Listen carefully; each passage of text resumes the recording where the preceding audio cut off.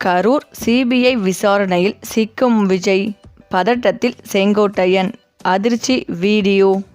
அதாவது, கரூர் விவகாரம் தொடர்பாக தவேகா தலைவர் விஜய்க்கு ஜனவரி மாதத்தில் சிபிஐ சம்மன் அனுப்ப வாய்ப்புள்ளதாக தகவல் கிடைத்துள்ளது.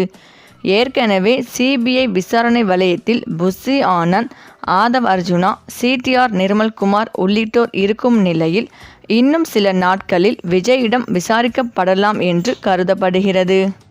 செப்டம்பர் 27ஆம் தேதி கரூர் வேலுச்சாமிபுரத்தில் நடந்த தவேகா தலைவர் விஜயின் பிரச்சார கூட்டத்தில் ஏற்பட்ட நெரிசலில் சிக்கி 41 பேர் உயிரிழந்தனர். இந்த விவகாரத்தை சிபிஐ அதிகாரிகள் விசாரித்து வருகின்றனர். இந்த விசாரணையை உச்சநீதிமன்ற முன்னாள் நீதிபதி அஜய் ரஸ்தோகி, மூத்த IPL அதிகாரி சுமில் சரண், சோனல் மிஸ்ரா ஆகியோர் அடங்கிய குழு கண்காணித்து வருகிறது.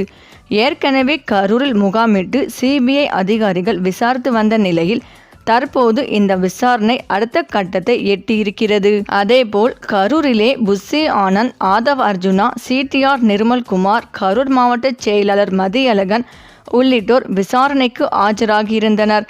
தற்போது இவர்கள் மீண்டும் டெல்லி சிபிஐ அலுவலகத்தில் ஆஜராக சம்மன் அனுப்பப்பட்டது. அதற்கேற்ப நேற்று காலை டெல்லி சிபிஐ அலுவலகத்தில் ஆஜரான 4 பேரிடமும் சுமார் 7.30 மணி நேரம் விசாரணை நடத்தப்பட்டது. இந்த நிலையில் 2வது நாளாக சிபிஐ விசாரணைக்கு இவர்கள் 4 பேரும் ஆஜராக உள்ளனர். காலை 11 மணிக்கு ஆஜராக இருக்கும் நிலையில் இன்னொரு முக்கிய தகவலும் வெளியாகி இருக்கிறது. இன்றைய விசாரணையில் கரூர் மாவட்ட ஆட்சியர், மாவட்ட SP ஆகியோரும் ஆஜராக இருக்கின்றனர். இந்த விசாரணையின் போது காவல்துறை தரப்பில் வைக்கப்பட்ட நிபந்தனைகள், விதிகள் குறித்து கேட்டறிய உள்ளதாக சொல்லப்படுகிறது. அதேபோல் வீடியோக்கள் மூலமாகவும் சிபிஐ பல்வேறு கேள்விகளை எழுப்பியிருந்ததாகவும் கூறப்படுகிறது. இந்த நிலையில் கரூர் சம்பவம் தொடர்பாக சிபிஐ அதிகாரிகள் விரைவில் கைது நடவடிக்கையில் ஈடுபட உள்ளதாக தெரிய வந்துள்ளது. ஜனவரி மாதத்தில் இந்த நடவடிக்கைகள் எடுக்கப்படலாம் என்று தெரிகிறது. அதற்கு முன்பாக தவேகா தலைவர் விஜய் விசாரணைக்கு அழைப்பதற்கான சம்மன் ஜனவரி மாதத்தில் அளிக்கப்படும் என்றும் சிபிஐ அதிகாரிகள் தரப்பில் தெரிவிக்கப்பட்டுள்ளது.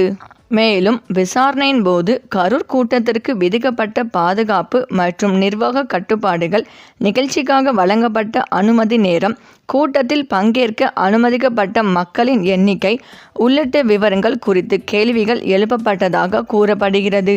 மேலும் கூட்டத்திற்கு முன்பாக தவேகா தரப்பில் மேற்கொள்ளப்பட்ட முன்னெச்சரிக்கை நடவடிக்கைகள் என்னென்ன என்பதையும் அதிகாரிகள் கேட்டறிந்ததாக தகவல்கள் தெரிவிக்கின்றன.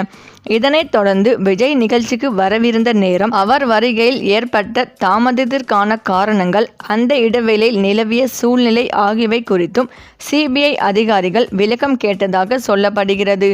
சுமார் 8 மணி நேரம் நீடித்த விசாரணைக்கு பிறகு செய்தியாளர்களை சந்தித்த தவேகா இணை பொதுச் செயலாளர் நிர்மல்குமார் கேட்கப்பட்ட அனைத்து விவரங்களுக்கும் விளக்கம் அளித்ததுடன் தேவையான ஆவணங்களை சிபிஐயிடம் ஒப்படைத்ததாக தெரிவித்தார். மேலும் விசாரணைக்கு முழுமையான ஒத்துழைப்பு வழங்கப்படும் என்றும் அவர் கூறினார். இந்த நிலையில் 2026ஆம் ஆண்டு சட்டமன்ற தேர்தலை எதிர்கொள்ள தமிழக வெற்றி கழக தலைவர் விஜய் தயாராகி வருகின்றார். கடந்த செப்டம்பர் மாதம் கரூரில் ஏற்பட்ட கூட்ட நெரிசலில் சிக்கி 41 பேர் உயிரிழந்த விவகாரம் விஜய்க்கு மிகப்பெரிய சிக்கலாக மாறியது. அதன் பிறகு சட்ட ரீதியாக இந்த விவகாரத்தை எதிர்கொண்ட விஜய் தற்போது மீண்டும் தனது தேர்தல் பிரச்சாரத்தை தொடங்கியுள்ளார். இந்த நிலையில் கரூர் கூட்ட நெரிசல் தொடர்பாக தமிழக வெற்றி கழக பொதுச் செயலாளர் ஆனந்த், ஆதவ் அர்ஜுனா உள்ளிட்ட தமிழக வெற்றி கழக நிர்வாகிகளுக்கு சிபிஐ சம்மன் அனுப்பியிருந்தது. அவர்கள் இன்று டெல்லி சிபிஐ அலுவலகத்தில் ஆஜராகி அதிகாரிகளின் கேள்விகளுக்கு பதில் அளிக்க உள்ளன. இதனிடையே விஜயிடம் விசாரணை நடத்த திட்டமிட்டிருப்பதாக, அதற்கான கேள்விகளை சிபிஐ இறுதி செய்துள்ளதாக கூறப்படுகிறது. எனவே விரைவில் விஜய்க்கு சம்மன் அனுப்பப்பட வாய்ப்புள்ளதாக தெரிகிறது. மேலும் கரூர் வேலுச்சாமிபுரத்தில் ஆய்வு செய்து பல்வேறு தகவல்களை சேகரித்த சிபிஐ அதிகாரிகள் கூட்ட நெரிசலில் பாதிக்கப்பட்டோர், ஆம்புலன்ஸ் ஓட்டுநர் மற்றும் உரிமையாளர்கள், காவல்துறையினர், தவேகா நிர்வாகிகள் உள்ளிட்ட 200க்கும் மேற்பட்டோரிடம் விசாரணை நடத்தினர். இதன் தொடர்ச்சியாக டெல்லியில் உள்ள சிபிஐ தலைமை அலுவலகத்தில் தவேகா மூத்த நிர்வாகிகள் ஆனந்த், ஆதவ் அர்ஜுனா, நிர்மல்குமார் ஆகியோர் திங்கட்கிழமை விசாரணைக்கு ஆஜராகினர். கரூர் ஆட்சியரும் மாவட்ட எஸ்பியும் ஆஜராகினர். சுமார் 9 மணி நேரம் நடந்த விசாரணையில் கூட்டத்திற்கு அனுமதி பெற்றது, பாதுகாப்பு நடவடிக்கைகள் மேற்கொண்டது உள்ளிட்ட கேள்விகள் எழுப்பப்பட்டதாக தகவல் வெளியானது. அதனைத் தொடர்ந்து 2வது நாளாக மீண்டும் அவர்கள் அனைவரிடமும் 6 மணி நேரம் விசாரணை நடைபெற்றது. புதன்கிழமையும் விசாரணை தொடரும் என கூறியிருப்பதால் தாவேகா நிர்வாகிகள் மற்றும் தமிழக அரசு அதிகாரிகள் ஆஜராக சிபிஐ உத்தரவிட்டுள்ளது. இந்த நிலையில் தாவேகா தலைவர் விஜயிடம் விசாரணை நடத்துவதற்கான ஜனவரி மாதத்தில் சிபிஐ சம்மன் அனுப்ப வாய்ப்பிருப்பதாக தகவல் வெளியாகியுள்ளது. மேலும் முதல் நாள் விசாரணையின் போது தாவேகா நிர்வாகி நிர்மல்குமார் உள்ளிட்டோர் 43 பக்க ஆவணங்கள், வீடியோ பதிவுகள், வாய்ஸ் மெசேஜ்களை சிபிஐ அதிகாரிகளிடம் கொடுத்திருந்தனர். அதன் அடிப்படையில் நேற்று அதிகாரிகளிடம் கேள்விகள் கேட்கப்பட்டது. இந்த விசாரணையின் போது அதிகாரிகள் தெரிவித்த விவரங்கள்: நாமக்கல்லில் விஜய் பிரச்சார கூட்டத்தில் பிரச்சனை ஏற்பட்ட போதே சீக்கிரமாக கரூருக்கு வாங்க, கூட்டம் அதிகமாகிக் கொண்டே போகிறது என அறிவுறுத்தல் கொடுத்தோம். ஆனால் தாவேகாவின் நிர்மல்குமார், மதியழகன் கேட்கவில்லை. கரூருக்குள் வாகனம் வந்த போதும் கூட்டத்துக்கு வேகமாக வாங்க என்றுதான் சொன்னோம்.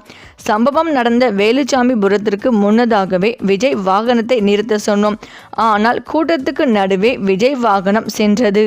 விஜய் வாகனம் திடீரென அப்படியே கூட்டத்துக்குள் சென்றதால் தான் அங்கிருந்தவர்கள் ஒரு பக்கமாக விலக நெரிசல் ஏற்பட்டு சம்பவம் நிகழ்ந்துவிட்டது.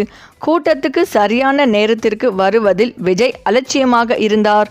பொதுவாக இதுபோன்ற நிகழ்ச்சிகள் நடக்கும்போது தீயணைப்புத்துறை, ஆம்புலன்ஸ் வாகனங்கள் தயார் நிலையில் இருக்க சொல்வோம்.